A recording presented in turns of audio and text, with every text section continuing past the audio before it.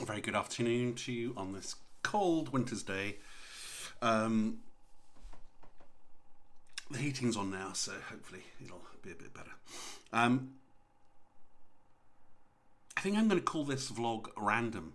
There are a few subjects that I'm going to address in no particular order. I just had an email, and it's a very lovely email, and it basically says thanks very much and learned a great deal. Just a very lovely, heartfelt email, and that's wonderful. It does say that I'd almost given up waiting for your next vlog, and yes, I have been away. That's the elephant in the room, I guess. I have. I'm not the sort of person that loves the sound of his own voice. I don't vlog to prescription. Well, I do. I do actually do that, but I don't do it on a sort of weekly basis or anything like that. I think I got to a stage where I kind of felt like I said quite a bit, and I kind of left it at that, I think. Not with a view to not doing any more, but, you know, life, getting on with life and that kind of stuff. You'll notice that I'm not trying to sell you anything. I haven't got any ulterior motives. I don't ask you to like anything or subscribe. That's not why I do this. I do this because emails like this, literally, if it enables somebody, if it encourages somebody, then that's the best thing in the world. It's reaching out, which is what photographers in essence are doing, whether it be by pictures or emails or whatever. It's just information. It's stuff that you can take on board, or utterly disregard. It might be stuff you already know. It more than likely is in a lot of cases. But regardless, it's just, I think it's great to sort of share, it's not even opinions, it's just chat, it's just banter, really. I kind of love stories, I like all that kind of stuff, and if that sort of benefits somebody, then that is the name of the game for me. That's all this channel is about, in essence. Dip into it as and when. So that's that. I feel like I should have said something, because, as I say, I've been away a little bit. No affiliate links, no trying to address or influence algorithms or whatever you call them. It's just good old-fashioned banter, good old-fashioned yarns, if you like. So, with that said, a little, well, some tips, perhaps. Let's start with that. Yeah, like I say, this is going to be a little bit of a mix, a little bit of an assortment. I just wanted to put something to rest, really. Your battery cover. It's said, it's put out there that Nikon made these with a view to the 5 yen coin being a perfect coin. They sort of made them with the 5 yen coin in mind. Not the case at all. Just want to put that one to rest. If you want to knurl the metal on your cover, then use that. The only reason why these were used, or still are used probably, is because they've got a hole in the middle. And that's convenient to put on a key ring. I would argue, if you've got a bunch of keys, or that's on a key ring with a bunch of keys and you're doing it, you're also going to scratch up the paint on your base plate. So I would just do away with that. I did look at a shopping trolley token. That's got a hole in it also, and that would have been lovely, but it's too wide. It just doesn't fit in at all. You can't even get it in there.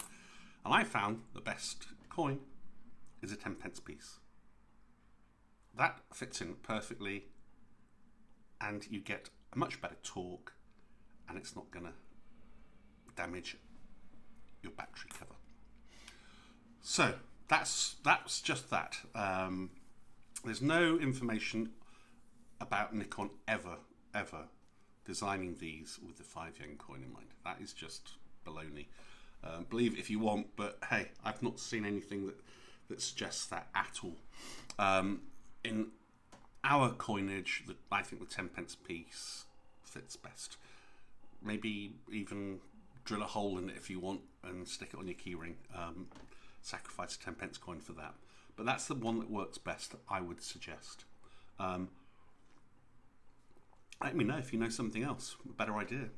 That's what it's all about. As I said previously, it's just throwing information out there, chatting.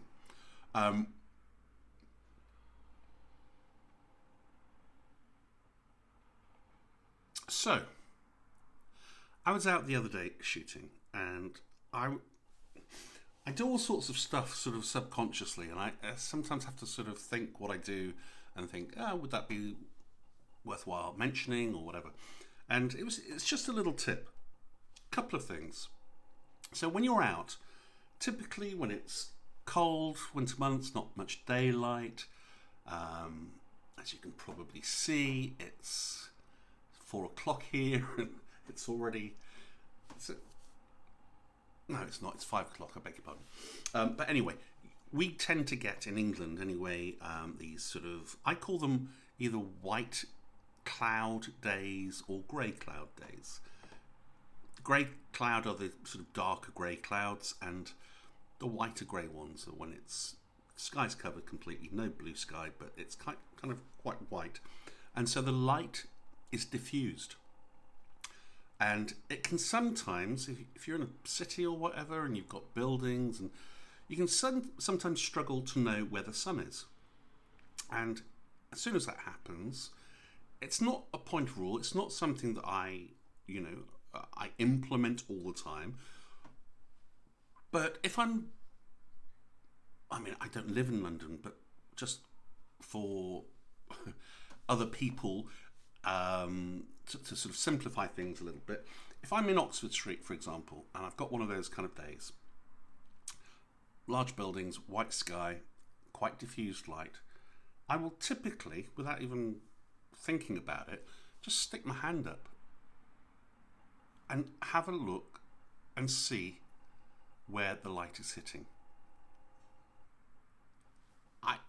If I'm walking up Oxford Street one way, typically you tend to want the sun behind you so that everything coming towards you, everybody coming towards you, I should say, are fairly lit up. But on a white cloud day, it doesn't matter too much, I would argue, because it's all diffused light anyway. And when it's sunny, it's kind of obvious where the sun is, but still, nonetheless, it's something on the back of your neck. You know that everything's going to be better illuminated. Now, when it's diffused, as I say, it's a little bit more difficult to tell, but it can be advantageous sometimes just to have that second sense of where the sun. You might get quarter, a third, half a stop difference. Not that I go by that religiously. I don't sort of think, oh, I can only shoot if I've got that extra half stop or anything like that. Far from it. I don't really care. I just like to be aware.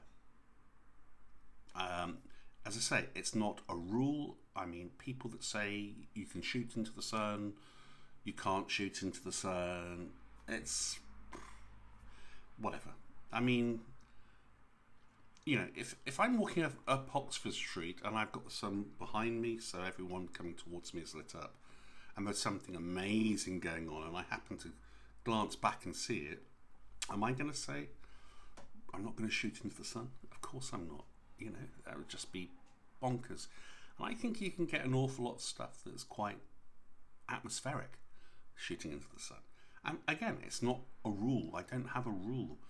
I just like to have an awareness, I suppose, and then throw caution to the wind and forget about where the sun is almost. Not forget about it, but I'm aware, and that can sometimes give you a little extra something, a little clue, a little sense of what is. I mean, to take it to the extreme, to exaggerate, to demonstrate a point, if you like. Back in the, I don't know, 40s or whenever it was, 50s, I'm not sure when she was about either, even, Marlene Dietrich's, I think it was her agent, insisted that all shots of her were taken with studio lighting, fairly hard lighting, with a shadow under her nose. That was deemed how she looked best, according to her agent. I mean, it's aesthetic, so, you know, she might have looked amazing with very soft, diffused light. I don't know, but that was the look. That, you know, it's about building an image for people like this. Excuse me. And yeah, that was what was deemed her look. So, hey, all well and good. No problem with that. But, you know, when you're out shooting, obviously, and you're on the street, you're going with much of the time. But it's always good to have a little sixth sense of what's what and where's, you know, to just sort of, it's not even arming yourself, it's just having that awareness, I suppose. And I just think that's a good little trick. Another trick is to squint. Yeah. Good old fashioned, cheap as chips. Doesn't cost anything. Just a squint. If you're shooting film, I mean, you could argue even if you're shooting digital, but what it enables you to do is, you know, see what the camera's seeing almost. In other words, your camera, your film, isn't as sensitive and as intelligent as your eye and your brain. If you squint, you know, typically with film, you should overexpose it a little bit. Err on the side of caution. Never underexpose it unless you want globules of black, yeah, that doesn't have any detail in it. So just squinting will give you a little awareness of what the camera is seeing, and perhaps just remind you, open up a stop or something. You know, just little things that maybe give you a slight advantage, possibly only slight. And you know, these are only tips. I'm not saying go out and have all these things in your mind and waylay yourself with tips and tricks and what did he say, and no. Have a Sunny 16 thing so it's automatic, but at the end of the day, just go out and shoot and make mistakes and forget to squint and forget to, you know, use your. It doesn't really matter, but there are little things that just may help. I would never ever say, you know, adhere to these and make sure you. No, not at all. At the end of the day, it's about going out, making mistakes, huge mistakes, dusting yourself down, and getting back up again. There is a famous saying, isn't there? I think it's a Churchill saying.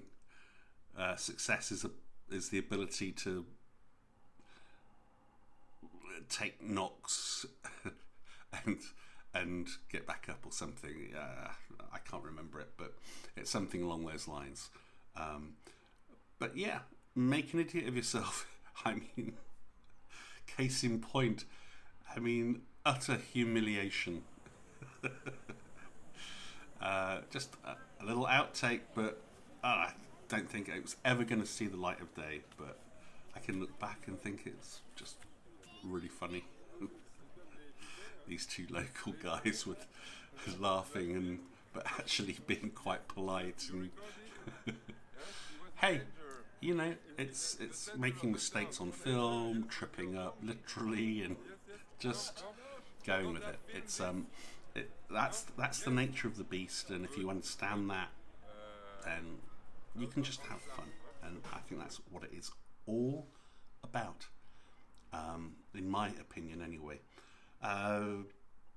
So that's kind of it. It's a fairly short one. I know it's a bit of a mix, but each one was probably too short to upload in itself. But there are other vlogs coming.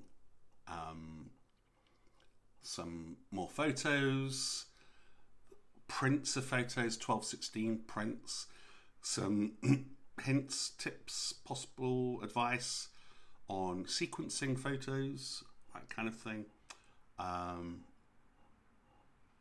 Yeah, watch that space. Thanks very much for stopping by. Cheers for now.